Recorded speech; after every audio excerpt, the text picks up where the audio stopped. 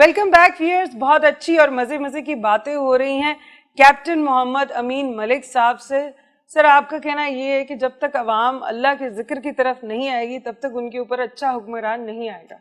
میرا جو کہنے کا مطلب ہے کہ جب دین پہ چلنا شروع ہو جائیں گے تو اللہ تعالیٰ کی مزید رحمت ہوگی. آج تک اسلامی تاریخ میں مسلمان اسی وقت سپر پاور بنے جب کہ دین تھا. بالکل.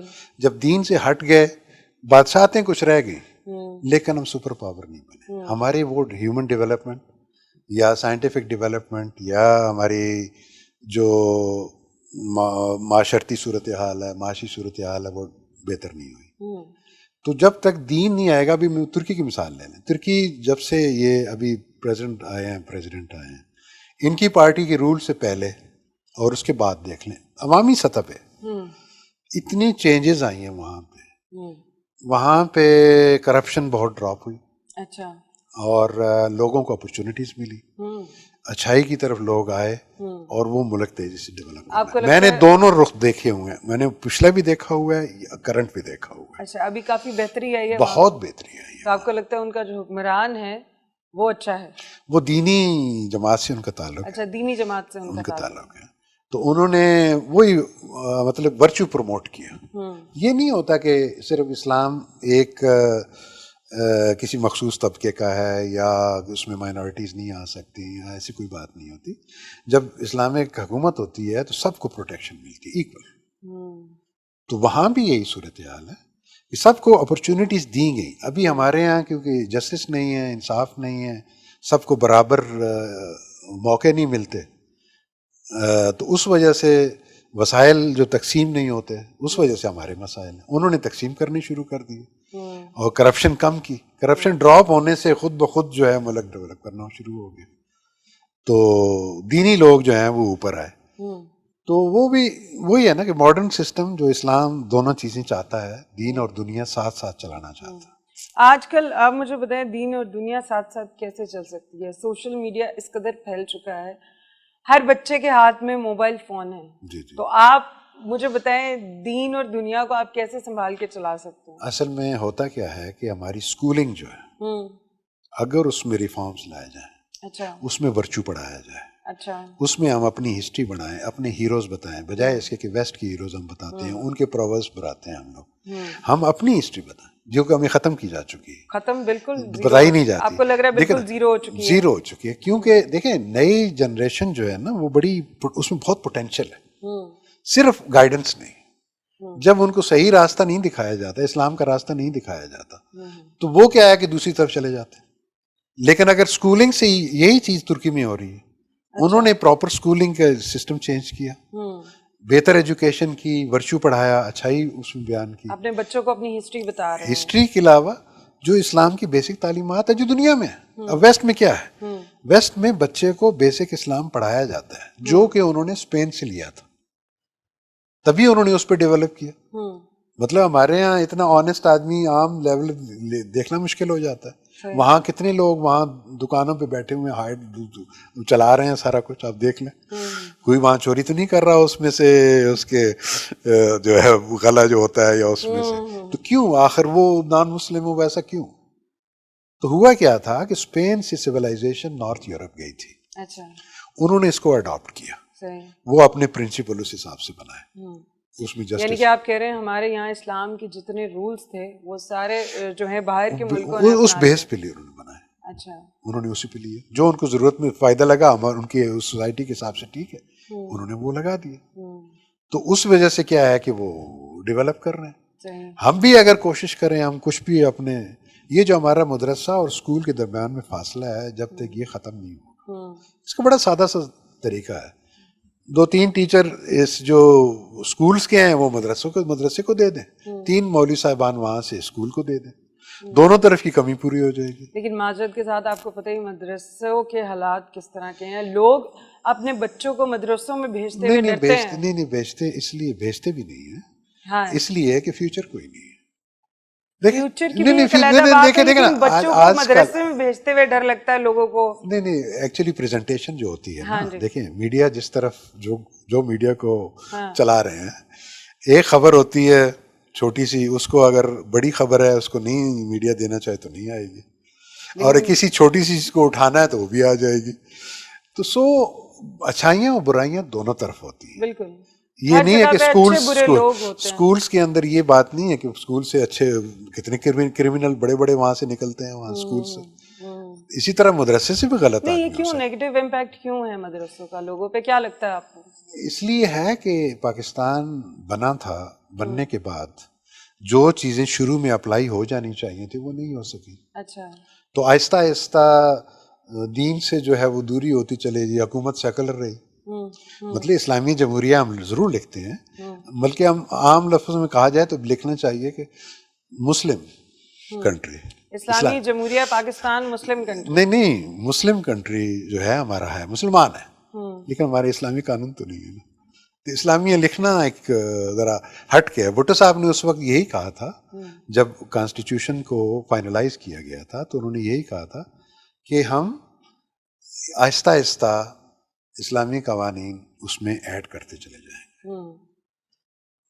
بڑی اچھی بات تھی, لیکن بدقسمتی سے وہ ہو نہیں سکا, کیونکہ جو لوگ پاور میں ہیں یا جو لوگ ایڈوانٹیج میں ہیں وہ تو چاہتے ہیں کہ ہمیں وہی ملتا رہے جو پرانے کالونیل ٹائم کا ہے, اور ہمارا پریزنٹ ڈے کالونیل ٹائم کا کانسٹیٹیوشن ہے, اس کو آزاد ملک کا نہیں ہے. پاکستان اور پی ٹی آئی کا کیا مستقبل دیکھ رہے ہیں؟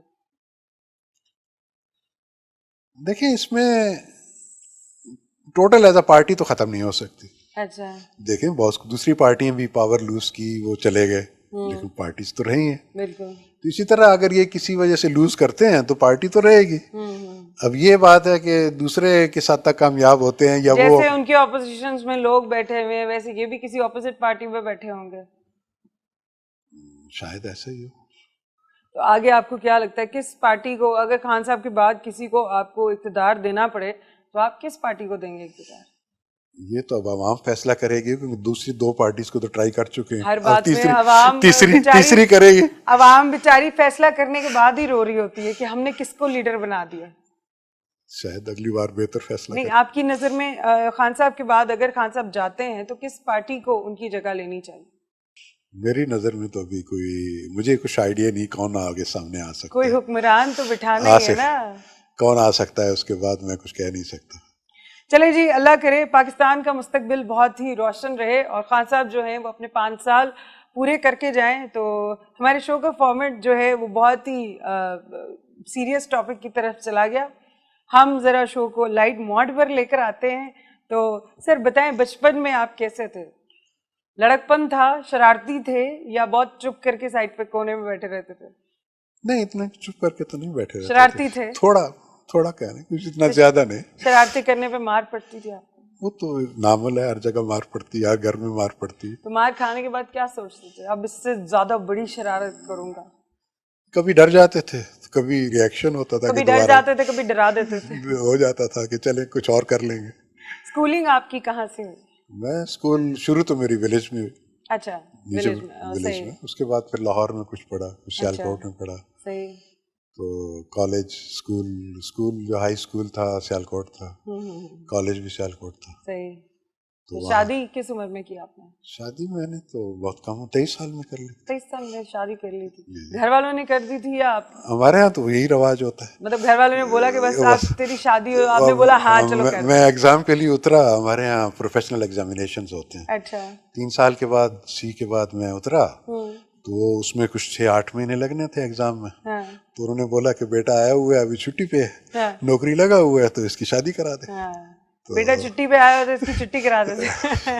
یہی ہوتا ہے. تو وائف اوبویسلی آپ نے ارینج میرج کی, لو میرج؟ نہیں, ارینج تھی. ٹوٹل ارینج تھی. گھر والوں کی پسند؟ گھر والوں کی بھی, مجھے بھی پسند. مطلب آپ کے قریب کہیں کزن؟ نہیں, میرے کزنس تھے. کزن تھی, آپ کو پسند تھی؟ اچھی لگتی.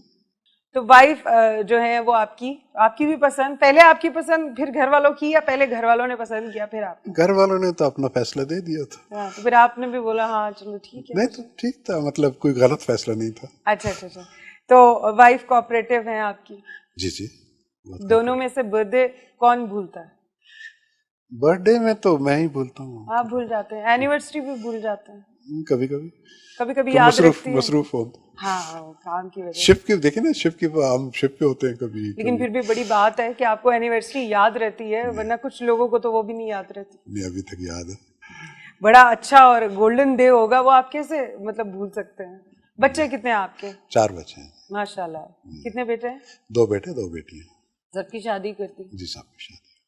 مطلب آپ بالکل مطلب وہ ریلیکس ہو گئے؟ ریلیکس ہو گئے اس معاملے میں تو اللہ کا شکر ہے. کھانا کس قسم کا کھاتے ہیں؟ دیسی کھاتے ہیں، کانٹیننٹل یا پھر چائنیز؟ دیسی کھانا کھاتے ہیں. کھانا کبھی بناتے ہیں؟ میں؟ ہاں کوکنگ کرتے ہیں؟ نہیں، ہمارا ایکچولی شروع سے کلچر ہی بڑا ڈفرینٹ ہے. اچھا، کبھی کوکنگ نہیں کیا آپ نے؟ کبھی چائے بنائی ہو وائف کے لیے؟ وائف کے لیے یہ تو ایک اور مشکل کوشچن ہے. ضرورت نہیں پڑی. کبھی دل سے بندہ ہوتا ہی ہے نا کہ میں چلو میں تمہارے لیے بیگم چائے بنا دیتا ہوں. کبھی ضرورت نہیں پڑی. کبھی ضرورت کبھی نہیں بنا کے؟ بہت بری بات ہے، آپ کو بنا کے دینی چاہیے تھی. خیر اینی ویز میوزک سنتے ہیں آپ؟ میوزک تو خیر آپ نہیں سنتے میرے خیال، صوفی. جی ہاں، اتنا میوزک سے انٹرسٹ نہیں ہے. آج اگر کیپٹن محمد امین ملک صاحب، اگر آج آپ کیپٹن نہ ہوتے تو کیا ہوتا؟ یہ تو مشکل سا کوشچن ہے، لیکن یہ ہے کہ کوئی اور جاب کر لیتا. کوئی اور جاب کر لیتے ہیں؟ جی پاکستان میں تو ایسے ہی ہے، مرضی کی. کوئی شوق نہیں تھا آپ کا؟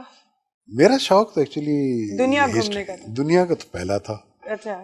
پھر اس کے علاوہ مجھے پسند ہے ہسٹری جغرافی. اسکول میں ہوتا ہسٹری زیادہ پڑھتے ہیں؟ جغرافی. ہسٹوریکل پلیسز پہ؟ ریلیجنس، میں ریلیجنس پڑھتا ہوں. دوبارہ سے آئیں گے؟ جی ریلیجنس پڑھتا ہوں. ہسٹوریکل پلیسز پہ جاتے ہیں؟ جی. مطلب کہاں گئے ہیں آج تک؟ مختلف جگہوں جہاں پہ ہمارے پاکستان میں مختلف جگہیں ہیں. ہمارا اپنا گاؤں کٹاس ہے جہاں شاید مندر آپ نے سنے ہوں. بالکل بالکل. وہ میرے گاؤں کے ساتھ ہے، بلکہ ہمارے کام ہوا ہے کٹاس. جی ہاں کٹاس میں تو کافی کام ہو رہا ہے. حکومت بہت سیریس ہے وہاں پہ. مسجد چندے سے بن رہی ہے وہاں پہ. اچھا. وہ کروڑوں روپے ہم کر رہے ہیں اس کو ڈیولپ کرنے میں. اچھا. تو اور بھی کئی جگہ ہیں.